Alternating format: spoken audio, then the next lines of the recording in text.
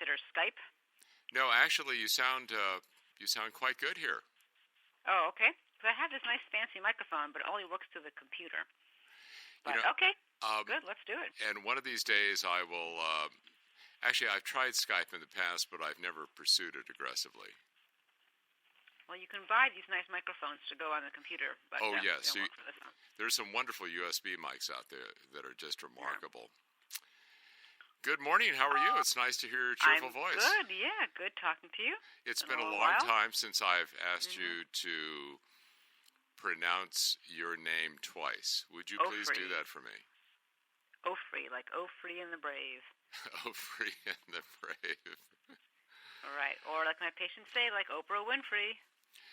Our next president, right? Mm-hmm. Could be. It's entirely possible. Okie doke. All right, moving right along. Anyhow, congratulations on your latest book. Is that correct? Which is What Patients Say, What Doctors Hear. Mm-hmm. And why did you write that book? Why did I write that book? Are we recording? Yes, we are. So I wrote this book because I was intrigued by the different perspectives of doctors and patients. I'm going to interrupt you again. When you answer the question, will you please repeat the question? Sure. I wrote the book, What Patients Say, Why Doctors Hear, so it's a standalone statement. Tell me, Doctor, why did you write this book? I wrote the book, What Patients Say, What Doctors Hear, after I had the experience of interviewing a doctor and then a patient separately about the same experience. And they gave me two completely different stories. And it's almost like they were in two different movies altogether. And it wasn't as though one was right or one was wrong. They both were intelligent and thoughtful, but they saw it so differently. And so that got me the idea to write a book called kind of What Patients Say, What Doctors Hear, and vice versa. Isn't that similar to one of the health literacy techniques that doctors use called the teach-back method, where they ask a patient to explain in their own words what I, as a physician, just told you? Yeah, the teach-back method of having the patient, repeat back what you've explained to them is very helpful because you can see that often you have a very different perspective. And especially when it comes to, a major illness and, long-term medical care, really doctors and patients see things quite differently. So my goal had been to interview many doctor-patient pairs, and then I would bring them together and solve all the problems, but it turned out to be harder than I thought. I was able to find a few, but usually when the communication goes well, there's not a lot to write about, but when it doesn't go well, then one person doesn't want to talk. So I also ended up, for the book, then interviewing researchers in the field of communication to understand why it is we have so much trouble getting our message across in medicine. What will readers take away from your book? What do you hope to infuse them with? The main message of my book is that the doctor-patient conversation is the single most important tool in medicine. We often think about, outside manner, it's nice if you can get it, some affable doctors, the kind with bow ties have it, but someone can be a great doctor but a lousy bedside manner. And I feel that's, impossible. That in order to be a good doctor, you must have good communication skills. And that as a patient, to recognize that the doctor-patient interaction, the conversation, is the most important part of the visit, more than the blood test, even more than the physical exam, and to give it its due and recognize that that's how most doctors will make their diagnosis and impart the medical care. How do we create a desire and intent and, frankly, a mandate on the part of physicians to practice medicine this way by asking the questions and then listening? Well, you can't quite mandate how physicians will interact, but I think if you can demonstrate to them how much more efficient you become when you, in fact, let the patient talk and don't interrupt, or take the time away from the computer, I think doctors will quickly see that it is a much more efficient way to practice, and you're much less prone to medical error. And I would say more likely to avoid getting sued, although the data to back that up isn't quite as strong, but certainly suggestive, if you take the time to listen and to put your emphasis and effort in communication. I just heard 10,000 of our listeners saying in the background, "Listen to me, doctor." What a novel thought. I know, and the thing is, it's so simple. It's nothing fancy, and compared to all the other things we do to patients, and MRIs and CAT scans and procedures and medications with side effects, this is pretty cheap. Doesn't hurt, doesn't make you nauseous or constipated, and it is quite effective. So, in terms of bang for your buck and the least amount of side effects, doctor-patient communication is the number one thing in medicine. While we're going to continue on to talk about In Search of a Beloved Teacher, but while I'm thinking about it, I'm going to say, Dr. Ofri, thank you so much for joining us today on Life, Love, and Health. Thanks for having me. I'll try that once more. Dr. Ofri, thank you so much for joining us today on Life, Love, and Health. Thank you, and it's great to be here again. Got to get my homework out of the way early. Okay. You wrote a wonderful article in The Lancet entitled In Search of a Beloved Teacher.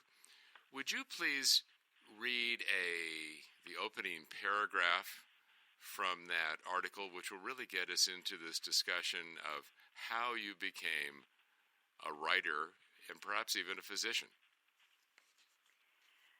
Written and illustrated by.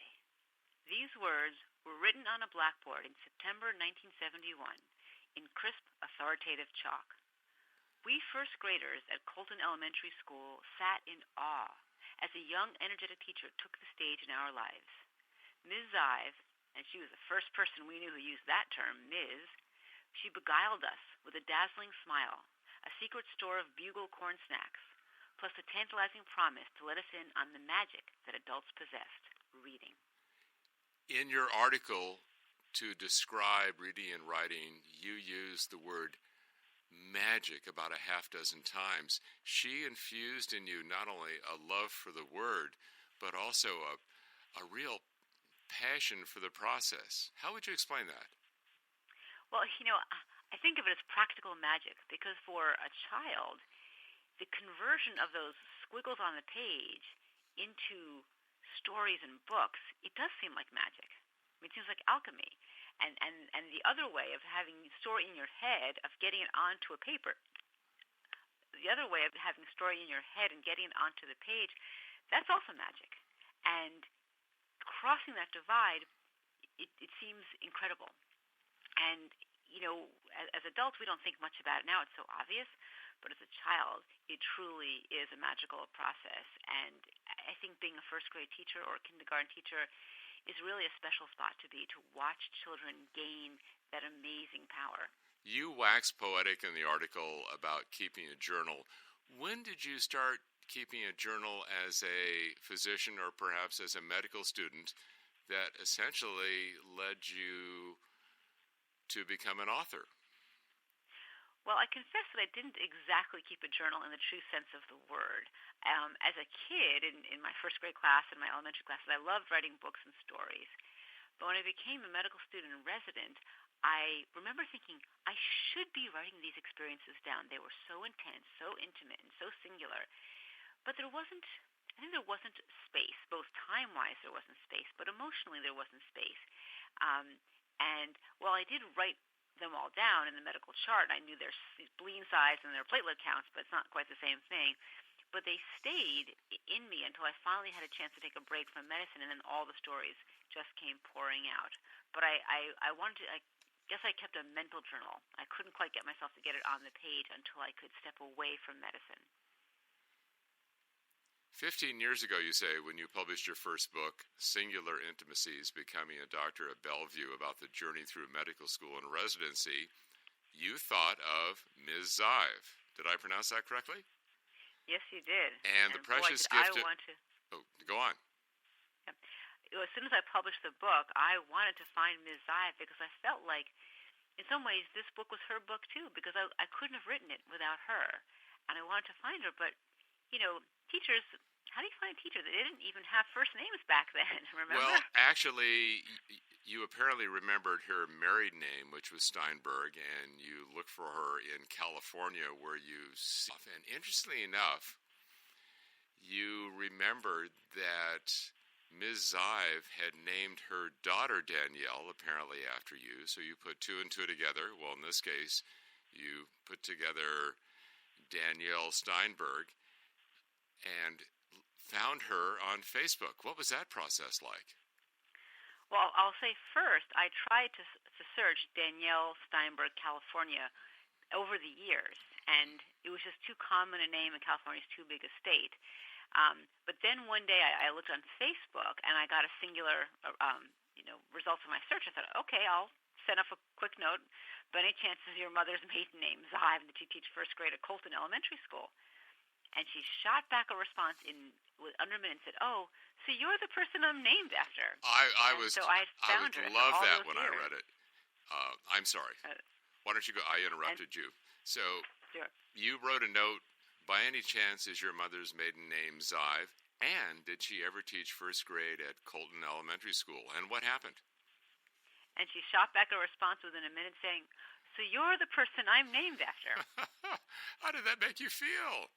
I was just, shocked and amazed. Here in this big, wide world of California with 15 million people and lots of Danielles and lots of Steinbergs, and I found the one person.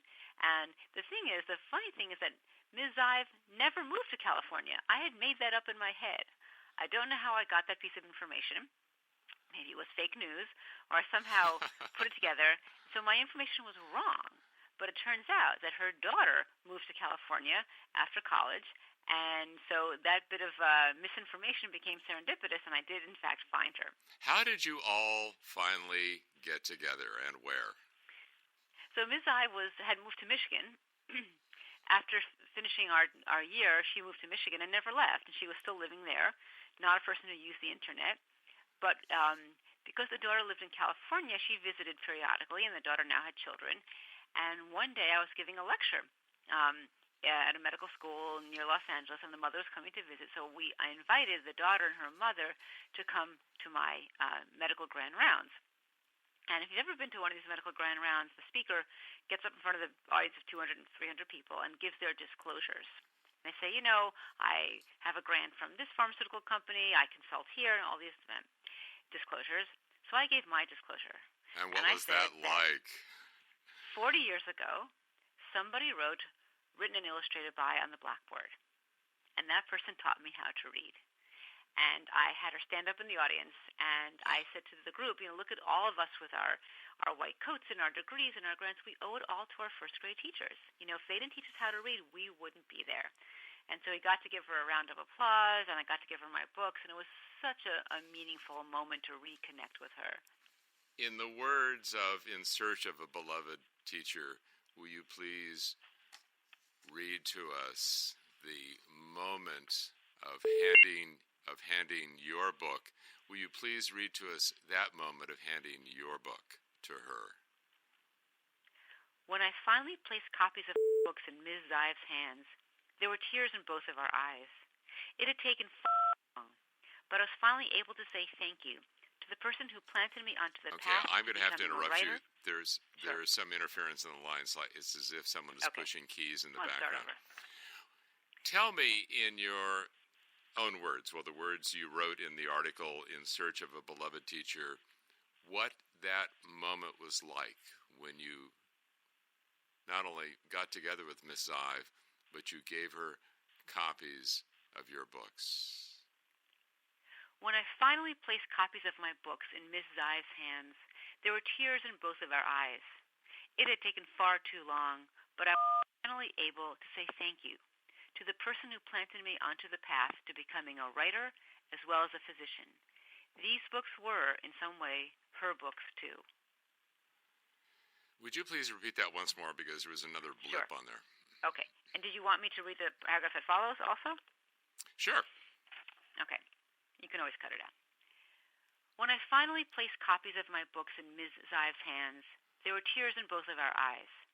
It had taken far too long, but I was finally able to say thank you to the person who planted me onto the path to becoming a writer as well as a physician. These books were, in some way, her books too. Hundreds of students passed through Ms. Zive's class during her years at Colton Elementary School. All of us walked out the door, armed with the ability to read and to write. I multiply this times the tens of thousands of Ms. Zives, and there are millions upon millions of first graders. We've scattered in terms of geography and career. We staff the hospitals of the world, populate the boardrooms, propel the levers of government, animate the legal system, run the engine of the global economy. But together, we form a sprawling, motley book, written and illustrated, it should be said, by our teachers. What a great gift, and you have certainly returned the gift to not only all of us as readers, but to the hundreds, perhaps even thousands of patients you've met too. Your ability to write and to listen. You have become an advocate for the word. Or is that a little gushy? Hey, if you want, I wouldn't say no. It is a little gushy. That's okay. Let me go through some notes here. You're very good. You're very, very good at this. Do you see writing as a sense of release or closure, or is it just such an indelible part of who you are as a practicing physician that it's the two go hand in hand, the pen and the scalpel, as it were? I actually tend not to think about writing as a method of closure or release. That sometimes is a byproduct of that, but the writing is more an exploration. And so often in medicine, there isn't time to process the depth of what's happening. Things happen so fast in real time with really no time for reflection.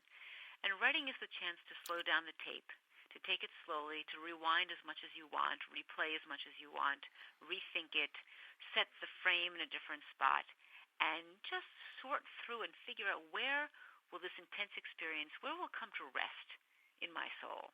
And it may also offer closure in doing that, it may not, but it's a chance to give the experience its due. And I agree with you that it does go a bit hand in hand with being a physician, because what we do is stories. Patient tells a story. We write a note, a snippet of their patient's life. It's a chapter in their life. And so it's, I think, not an accident that medicine tends to produce many writers, and we're attracted to the stories because that's what our patients bring to us. And you've brought those stories to us. Dr. Daniel Ofri, thank you so much for joining us today on Life, Love, and Health.